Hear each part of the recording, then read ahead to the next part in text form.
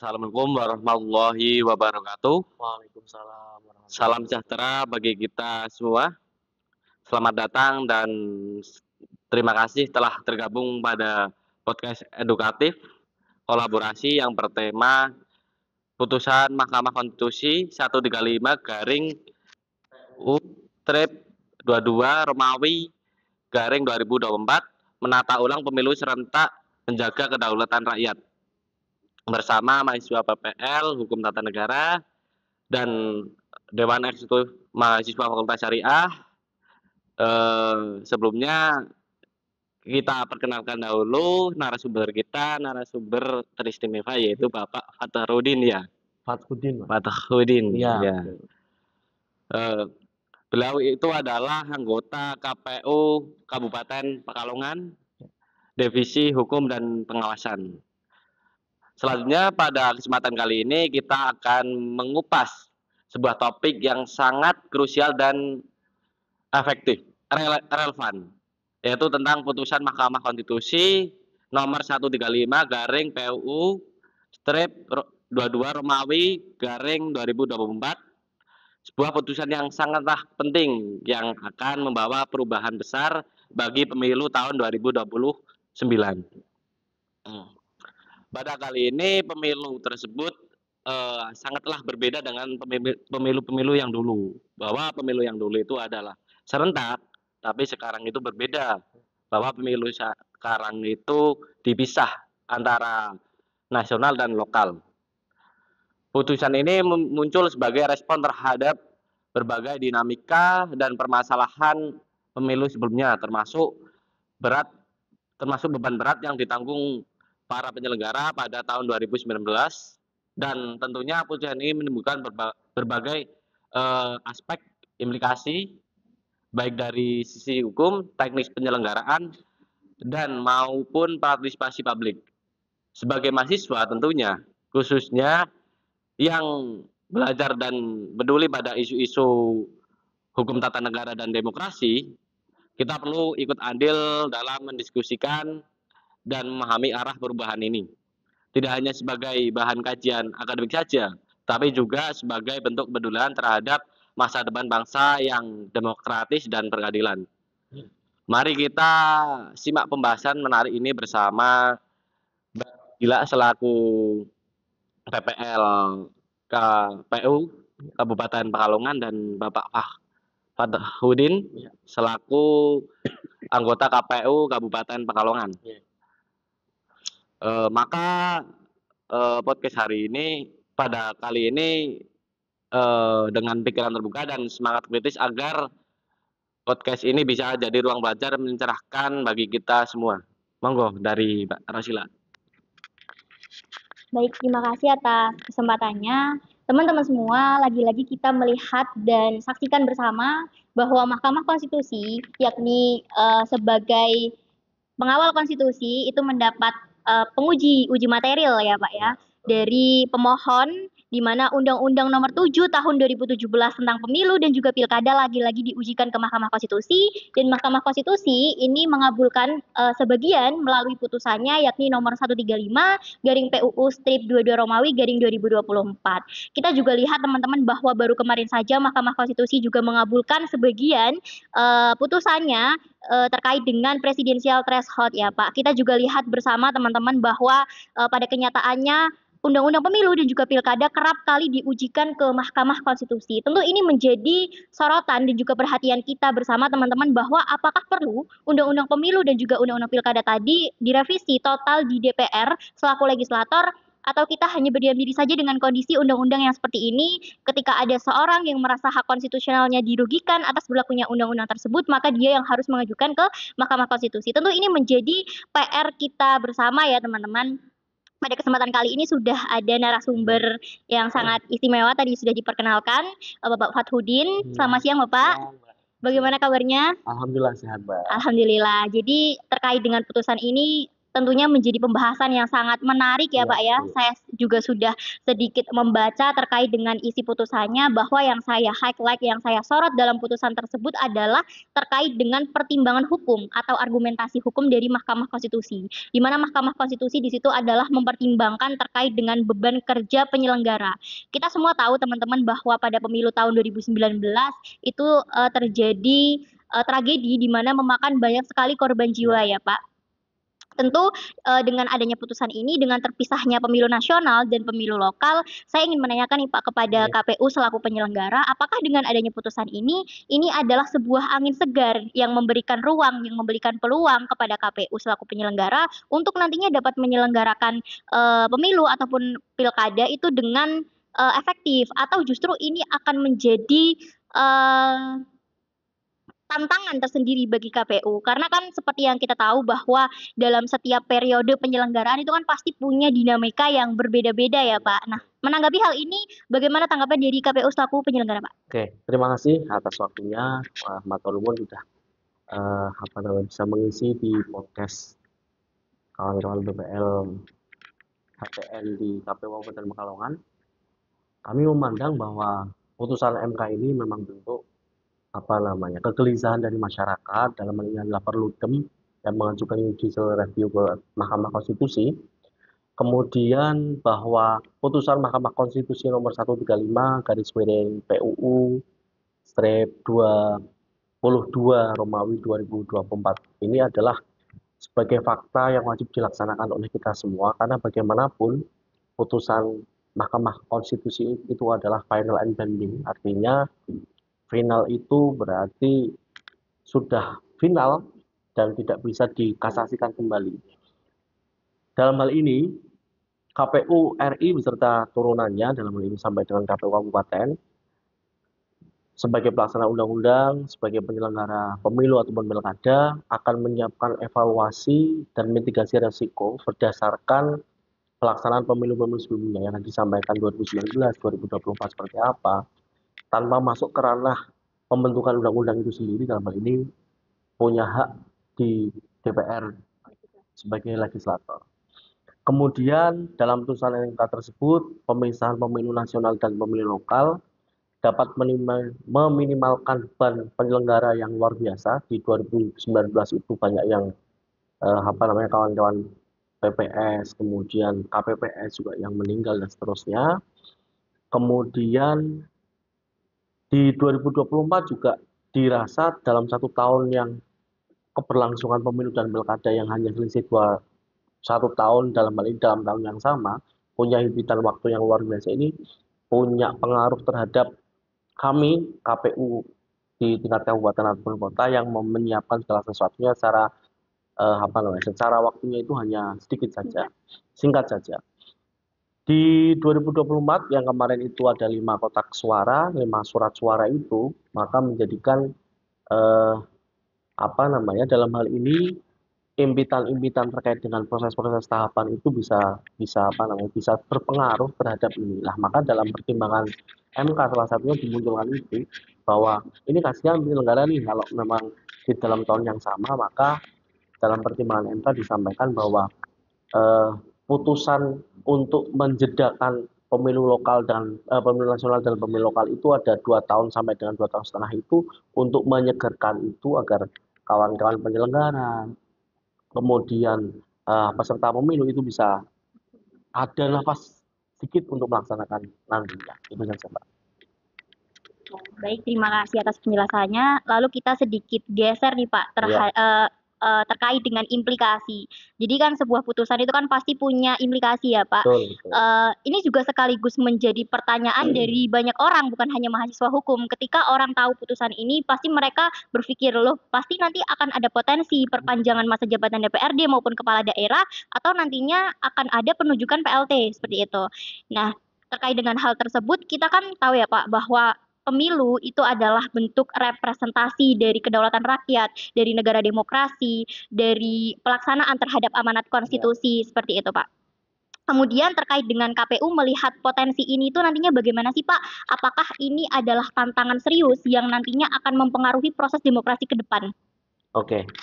Hingga saat ini KPU di level kita seperti Kabupaten Pekalongan itu belum bisa melakukan tindakan teknis terkait dengan putusan MK tersebut karena kita masih menunggu nih eh, undang-undangnya juga masih belum ada revisi, kemudian sampai dengan turunannya juga apalagi belum ada. Maka terkait dengan putusan tersebut, kami merujuk kepada Undang-Undang Nomor 23 Tahun 2014 bahwa pasal 102 dan 155 DPRD itu kan 5 tahun, maka kita masih menggunakan itu. Kemudian sampai dengan sumpah janji nanti selanjutnya, kemudian merujuk Undang-Undang Nomor 10 Tahun 2016 tentang pemilihan gubernur, bupati, wali kota, dalam hal ini adalah Undang-Undang Pilkada, khususnya pasal 201 ayat 5 itu menjelaskan bahwa masa jabatan kepala daerah itu memang 5 tahun. Artinya itu masih berlaku sampai dengan adanya putusan ataupun undang-undang yang baru. Kami di daerah hanya menjalankan ketentuan hukum dan peraturan KPU yang ada. Jadi selama masih berlaku maka kita masih menggunakan itu. Oleh karena itu menunggu dulu terkait dengan tanggapan ataupun rancangan perubahan Undang-Undang Pemilu dan Pemilu Kada dan PKPU yang dibuat oleh KPU RI agar pelaksanaan pemilu dan pemilu kada bisa sesuai dengan peraturan yang ada. Baik, ini masih sedikit bicara soal implikasi ya Pak ya, bahwa putusan ini itu tentunya akan memisahkan antara pemilu nasional dan juga pemilu lokal, sehingga nanti tentunya karena kebetulan teman-teman dari HTN, teman-teman hukum tata negara ini tugas akhirnya banyak yang bertema pemerintahan daerah Pak. Jadi di sini banyak sekali yang mengkhawatirkan jika pemilu nasional dan pemilu lokal ini dipisah akan ada ketidaksinambungan nih Pak antara perencanaan program dari pemerintah pusat dan juga pemerintahan daerah. Di mana kan jeda paling singkat di dalam putusan itu adalah 2 tahun. Iya. Di mana di sini teman-teman juga mengkhawatirkan ketidakselarasan dan juga ketidaksinambungan antara perencanaan tadi dari program pemerintah pusat dan juga program pemerintah daerah. Nah, ketika kita bicara dalam konteks ini Pak, bagaimana sih Pak KPU ini memetakan dan mengantisipasi potensi tersebut atau KPU di sini kan dalam hal penyelenggara ya Pak, selaku penyelenggara itu bagaimana sih Pak agar penyelenggaraan pemilu tentunya ini tetap sejalan dengan prinsip good governance Oke. tanpa mengorbankan keberlanjutan dari tata kelola pemerintahan tadi Pak. Ya, terima kasih. Terkait dengan putusan 135 itu memang dijelaskan secara rinci oleh Mahkamah bahwa upaya 135 itu adalah upaya untuk mengoptimalkan hal-hal yang ideal dalam pemilu. Artinya hakim itu mempunyai mempunyai keyakinan bahwa kemarin belum ideal, maka idealnya itu seperti yang nanti sudah disampaikan di putusan 135 tersebut. Artinya begini, baik dari sisi pengaturan waktu, kemudian desain keserentakan, terus desain penyelenggaraannya, MK itu memutuskan bahwa pemilu seperti pemilihan presiden, kemudian DPR RI, DPD, itu harus tersendiri dalam satu paket tersendiri. Kemudian pemilu kada dalam hal ini adalah mulai DPRD provinsi, kemudian kabupaten kota, kemudian kepala daerah dalam ini gubernur dan wakil gubernur, bupati dan wakil bupati atau wali kota dan wakil wali kota, itu dengan rentang waktu 2 tahun atau 2,5 tahun setelah pemilu nasional itu berlangsung. Dalam pertimbangan hakim, MK itu menyampaikan bahwa waktu penyelenggaraan pemilu dan pemilu presiden, wakil presiden serta anggota legislatif yang berdekatan dengan pemilu kada itu menyebabkan minimnya waktu dari rakyat untuk menilai kinerja. Sejauh mana wakil rakyat yang kita pilih ini itu bekerja dengan baik atau belum. Maka waktu 2 tahun atau 2,5 tahun maksimal itu bisa menjadi indikator bagaimana kinerja yang sudah dilaksanakan di tingkat atas sampai dengan tingkat DPD dan DPR RI. Padahal dengan meletakkan sebagai bagian dari NKRI itu harus ada kesinambungan antara pemerintah pusat dengan pemerintah daerah. Kalau kemarin kan hanya jedanya dalam waktu yang sama, dalam tahun yang sama, maka kita belum tahu nih pusat dan daerah itu sudah nyetel atau belum dan seterusnya. Maka itu menjadi wacana dan keyakinan mahkamah untuk bagaimana menjadikan pemilu dan pemilu kada itu dipisah di tahun yang berbeda. Untuk mengantisipasi potensi masalah tersebut, KPU Kabupaten Pekalongan itu akan dan juga telah melakukan beberapa upaya. Yang pertama, penguatan SDM.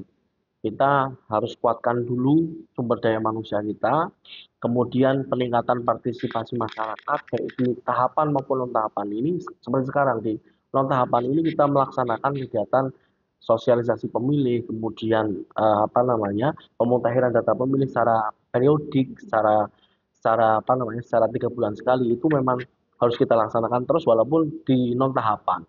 Kemudian pemanfaatan teknologi informatika, bagaimana masyarakat itu tahu dia itu seperti apa dalam hak pilihnya, kemudian bagaimana dia mengetahui kegiatan-kegiatan KPU dengan cara mencerdaskan dengan medsos kita, kemudian penegakan hukum dan pengawasan kita juga harus selalu jalan, mitigasi risiko dan melakukan koordinasi dan kolaborasi dengan berbagai pihak. Dengan langkah-langkah ini, mudah-mudahan dan saya yakin KPU dapat menyelenggarakan pemilu yang demokratis, berkualitas dan berintegritas serta tetap menjaga keberlanjutan tata kelola pemerintahan yang ada. Gitu, Mbak. Baik, seperti yang kita tahu bersama Pak bahwa KPU selaku penyelenggara, beban dari penyelenggara ini kan tidak hanya pada saat hari H pemungutan suara ya Pak ya. Itu tetapi melewati proses yang amat sangat panjang mulai dari bagaimana perencanaan hingga nantinya penyelesaian sengketa ketika memang ada sengketa. Kemudian bagaimana sih Pak Bapak bisa memberikan sedikit gambaran mungkin ya nantinya bagaimana KPU ini bisa menyiapkan peta jalan atau grand design baru untuk mengelola pemilu setelah pasca dari putusan 135 ini. Karena kan KPU pastinya tidak sendirian, tapi dengan koordinasi dengan banyak lembaga, koordinasi dengan KPU pusat, dan kira-kira siapa saja sih Pak tentunya yang akan dilibatkan dalam hal ini? Oke, selama ini pelaksanaan pemilu itu secara serentak dengan 5 kotak suara sekaligus menyebabkan berbagai tantangan, baik dalam hal logistik yang waktunya hanya berapa hari, kemudian sumber daya manusia yang harus menyiapkan pemilu dan pilkada di tahun yang sama itu juga luar biasa berat. Kemudian kemungkinan kelelahan bagi petugas juga masih tinggi. Sebagai contoh, pada pemilu 2019 kemarin tercatat ada 894 petugas yang meninggal dunia dan 5.175 petugas penyelenggara mengalami masalah kesehatan saat menjalankan tugas. Bahkan di Kabupaten Pekalongan itu di periode kemarin KPPS yang hamil kemudian keguguran itu ya ada beberapa kasus itu. Maka kita kerjasama dengan BPJS tentunya, BPJS Kesehatan dan Tenaga Kerjaan untuk bisa memberikan santunan kepada mereka-mereka yang sudah bekerja dan mempunyai implikasi terkait dengan pekerjaan itu dengan catatan mereka itu terjamin di BPJS Ketenaga Kerjaan maupun Kesehatan. Alhamdulillah kita kerjasama dengan BPJS itu baik dan sudah kita salurkan semua di 2024 kemarin. Kemudian pemisahan ini memberikan kesempatan bagi KPU untuk mendekatkan diri dengan pemilih. Karena ada waktu jeda 2 tahun sampai 2,5 tahun nih ya. Melalui edukasi politik yang lebih kontekstual, kampanye dan sosialisasi tidak lagi saling bertumpuk antar calon legislatif yang atas RI, kemudian provinsi sampai dengan kabupaten yang kemarin itu kan sama, bareng-bareng semua. Jadi mereka masyarakat itu bingung, wah aku milihnya yang mana? RI-nya ini bingung, provinsinya bingung karena kampanyenya tidak jeda waktunya itu berbarengan. Maka ini menjadi masalah yang muncul di 2024 kemarin dan 2019. Kemudian calon kepala daerah sendiri juga kemarin itu merasa, loh kita harus menyiapkan yang legislatif sampai dengan presiden dulu nih. Mereka juga punya kekurangan waktu untuk menyiapkan segala sesuatunya terkait dengan pemilu kada yang nanti dilaksanakan. Seperti kemarin kan 14 Februari dan 27 November, waktunya hanya berapa bulan saja, maka mereka banyak yang mengeluh loh. Ada yang calon bupati, wakil bupati ataupun gubernur, wakil gubernur juga ada di beberapa kasus di Jawa Barat ada yang meninggal karena kelelahan dan seterusnya. Jadi memang mungkin menurut kami pertimbangan Mahkamah Konstitusi itu sudah bijak sekali, tetapi pro dan kontra itu memang pasti akan muncul. Tetapi sekali lagi KPU hanya kami hanya melaksanakan putusan ataupun peraturan yang ada terkait dengan apapun itu kita akan laksanakan secara maksimal. Itu saja, Mbak. Mungkin ini akan menjadi pertanyaan penutup atau pamungkas ya, Pak ya. Iya. Di mana di dalam dinamika desain pemilu yang pada saat ini pasca putusan yang nantinya akan kita laksanakan bersama, itu kan tentunya partisipasi masyarakat itu akan selalu menjadi elemen yang sangat penting, elemen kunci ya Pak dalam menjaga kualitas daripada demokrasi itu sendiri. Nah, kira-kira apa sih Pak harapan dan juga saran dari KPU kepada masyarakat luas, khususnya dalam hal menyikapi masa transisi ini menuju pemisahan pemilu antara pemilu nasional dan juga pemilu lokal. Dan bagaimana sih Pak peran masyarakat ini bisa diperkuat agar tidak hanya menjadi seorang pemilih Iya. saja, tapi juga dapat turut andil berpartisipasi dalam menciptakan pemilu yang inklusif. Oke, saya kira pemisahan pemilu dan pemilu kada ini adalah sebagai titik tolak yang luar biasa bagi penyelenggara, dalam hal ini adalah KPU ataupun Bawaslu ataupun KPP.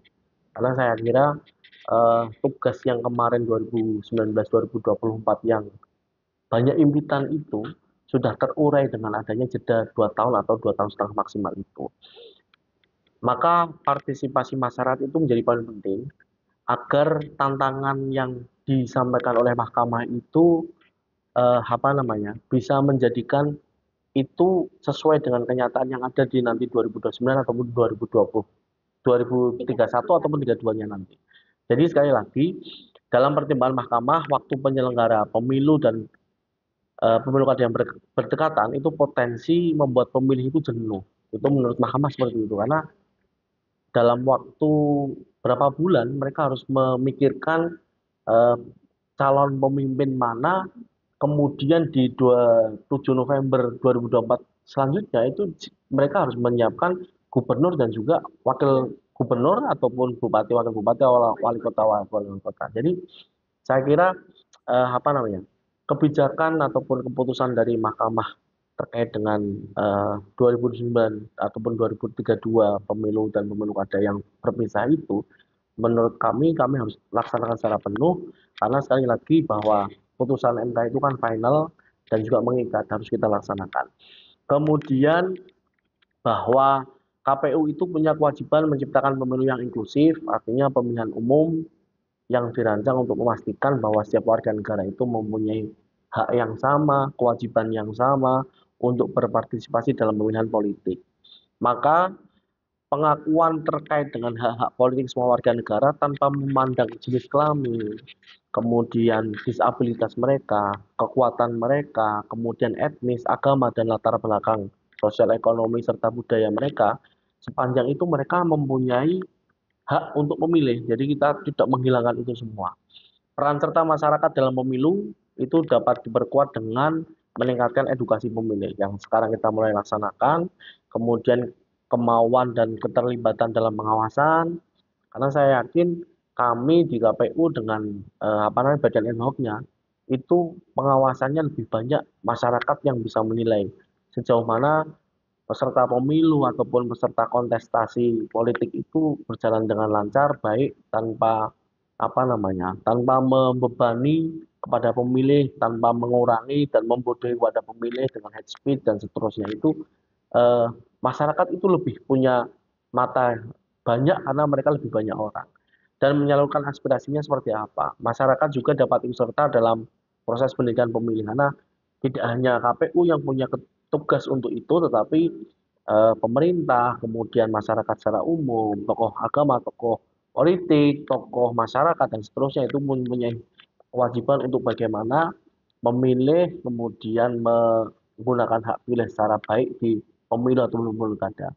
Kemudian yang terakhir, masyarakat kami mohonkan untuk bisa terlibat aktif dalam mengawasi pelaksanaan pemilu atau pemilu kada, memberikan saran dan kritik mengenai jalannya pemilu itu sendiri secara baik supaya bisa berjalan dengan baik ataupun lancar. Itu, Mbak. Baik, terima kasih. Jadi teman-teman sedikit kesimpulan bahwa terkait dengan putusan Mahkamah Konstitusi, baik itu putusan 135 ini maupun putusan sebelumnya yang berkaitan dengan pemilu itu adalah bersifat final and binding ya. Iya, Jadi bagaimanapun juga kita harus taati dan jalankan bersama, termasuk juga KPU selaku penyelenggara. Dan KPU selaku penyelenggara pun pastinya akan mematuhi, akan menjalankan dan juga memaksimalkan tentunya ya Pak di Iya, betul. pemilu-pemilu yang akan datang. Iya. Jadi untuk selanjutnya saya serahkan ke Mas Walis. Oke. Terima kasih banyak atas penyampaian dari Bapak Fathruddin Siap. dan Mbak Rosila. Mungkin ada beberapa PR dari pemilu ini. Yang pertama itu terkait peran pemerintah dan peran masyarakat. Itu yang paling penting. Mungkin itu saja podcast kami. Kurang lebihnya mohon maaf. Wassalamualaikum warahmatullahi wabarakatuh. Waalaikumsalam warahmatullahi wabarakatuh.